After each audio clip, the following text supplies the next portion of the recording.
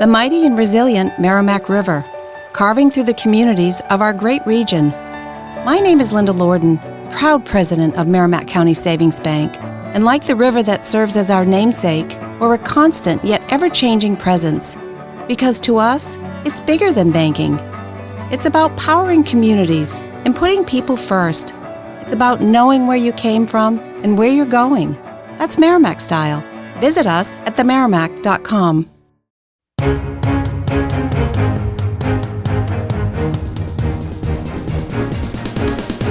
It's Friday, July 26, 2024, and this is the Washington Times front page. Thanks for joining us.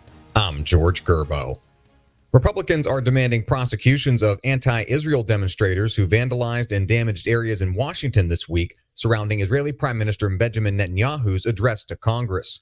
Kerry Pickett and Tom Howe report demonstrators sprayed pro-Hamas messages on monuments, tore down and burned American flags, and attacked police officers trying to maintain order at a park near the Capitol.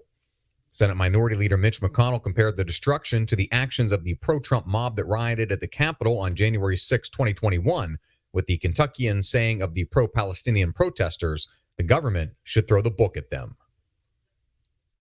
The Biden administration is pushing an ambitious plan to phase out single-use plastics from food service operations and packaging by 2027 and all federal operations by 2035.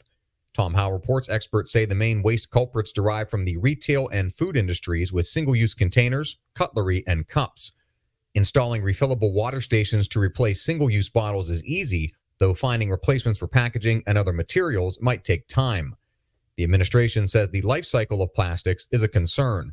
It pointed to the use of fossil fuels and carcinogenic chemicals in plastics production and worries about waste and degradation that pollute ecosystems on the back end of the cycle. A heavily liberal record on policy and legislation follows Vice President Kamala Harris into the presidential race, complicating her bid to win over critical moderate and swing state voters.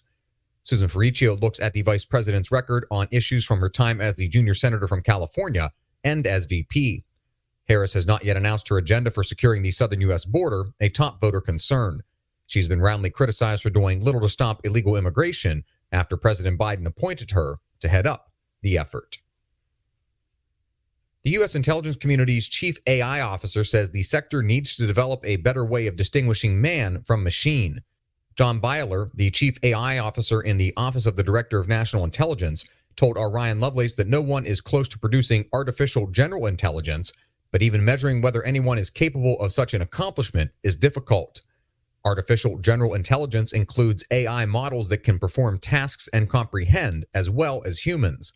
The effort has picked up inside of private labs and governmental research sites around the world. Valerie Richardson talks with women who felt pressured into abortions that they didn't want to have, leading to frustration and anger that lingers still. A 2023 study by the pro-life Charlotte Lozier Institute found that 61% of women with histories of abortion felt high levels of pressure to terminate their pregnancies, whether from their personal circumstances or interpersonal relationships. Only a third of the women surveyed said that having an abortion was something that they wanted to do and was consistent with their values and preference. And finally, Liam Griffin takes a look at under-the-radar storylines you can follow at the Summer Olympics, officially kicking off today in Paris.